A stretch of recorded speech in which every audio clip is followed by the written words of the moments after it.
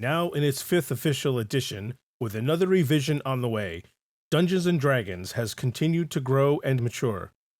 With its origins beginning in 1974, Dungeons & Dragons is the oldest tabletop role-playing game.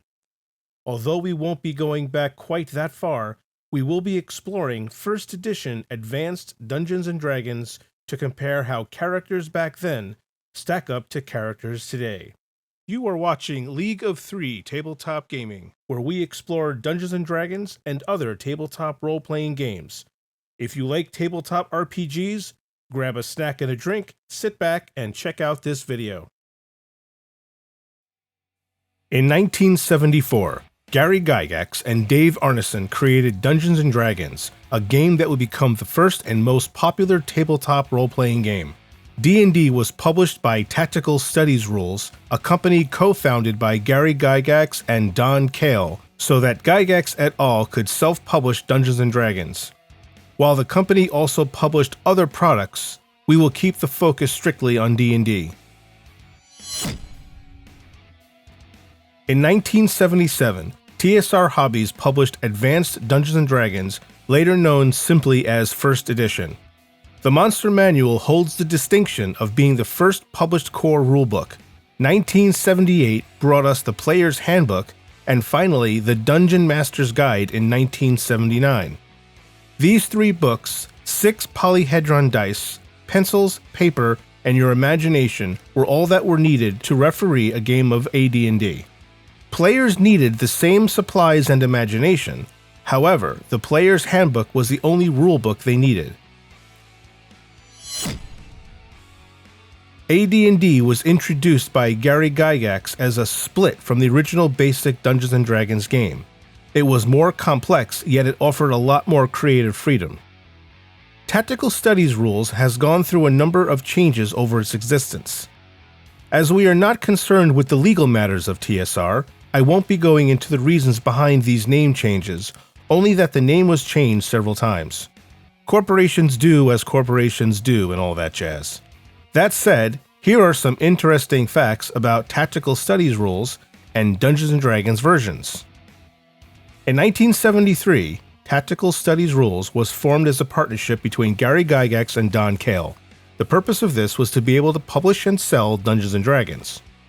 In 1974, Tactical Studies Rules released the original Dungeons & Dragons.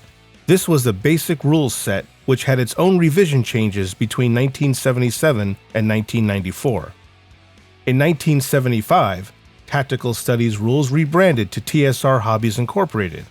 TSR was now selling small figurines and opened a store called The Dungeon in Lake Geneva, Wisconsin. In 1977, TSR Hobbies published the Holmes Basic Dungeons & Dragons set for the original D&D. They also published the Monster Manual for the new Advanced Dungeons & Dragons game. In 1978, TSR Hobbies published the Player's Handbook. In 1979, TSR Hobbies published the Dungeon Master's Guide, thus completing the only 3 books actually needed in order to run and play a game of Advanced Dungeons & Dragons. All other books and modules were 100% optional. Although, if you are a DM, I highly recommend having Unearthed Arcana, Deities and Demigods, and the Manual of the Planes on hand. In 1983, TSR Hobbies is split into 4 different companies.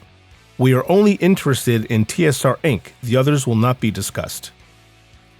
In 1989, TSR Incorporated released the 2nd edition of Advanced Dungeons & Dragons.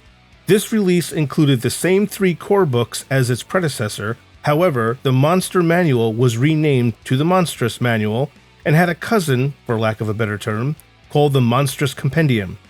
The Compendium was a set of loose-leaf binders which allowed the DM to add additional packets.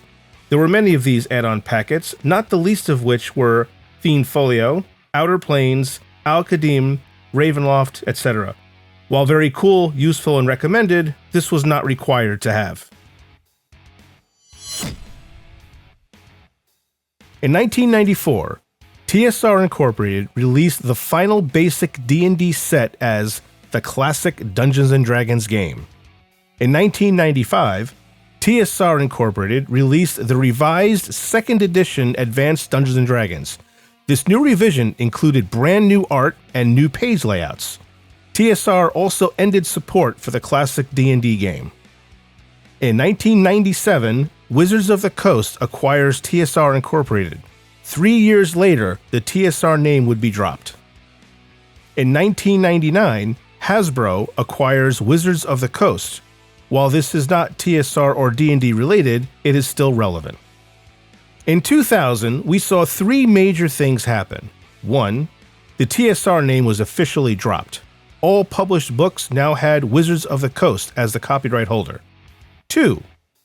3rd edition Dungeons & Dragons was released. Notice I did not say Advanced Dungeons & Dragons 3rd edition.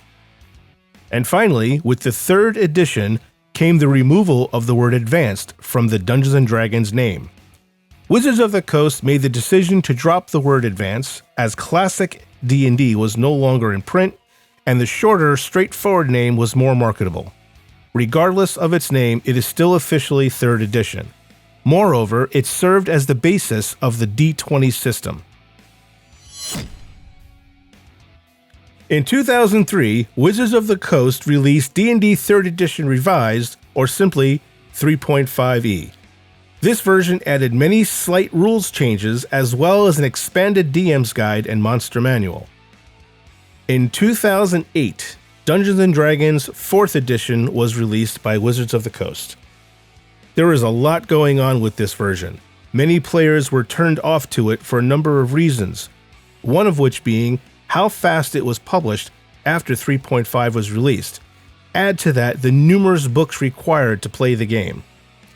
In 2010, Wizards of the Coast released D&D Essentials.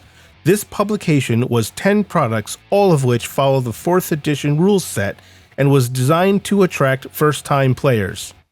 To be honest, I had no idea this even existed. In 2014, Wizards of the Coast released the current 5th edition rules set. This version saw the return of the 3-book set of core rules. Mechanically speaking, the game draws heavily from previous versions, as well as some new mechanics to streamline and simplify gameplay. Wizards of the Coast frequently publishes to their website a number of errata pages for 5th edition sourcebooks. In addition, new unofficial content is also published in a section called Unearthed Arcana. Incidentally, Unearthed Arcana was a supplemental book released for 1st edition in 1985 and for 3rd edition in 2004. As a final thought, 1st edition may be old, but it is certainly playable. If you're curious, you can still find character sheets for it on the internet. I'm more than positive you can find DMs willing to run a game of 1st edition for you as well. The dice are basically the same, the only difference being 1st edition used 6 polyhedron dice instead of 7. Back then there was no 10s die, you had to roll a d10 twice, once for 10s, once for 1s. Sometimes you had a second d10 that was colored differently.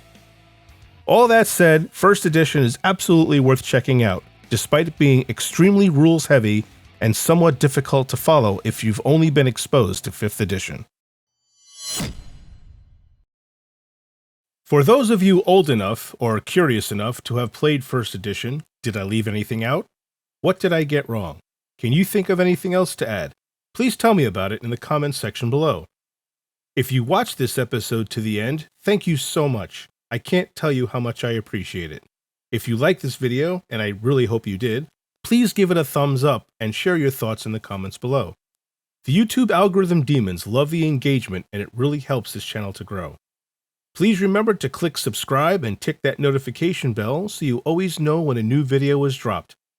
Until next time, may you be met with good fortune and have the best games possible, no matter which versions of Dungeons & Dragons or any TTRPG you might play.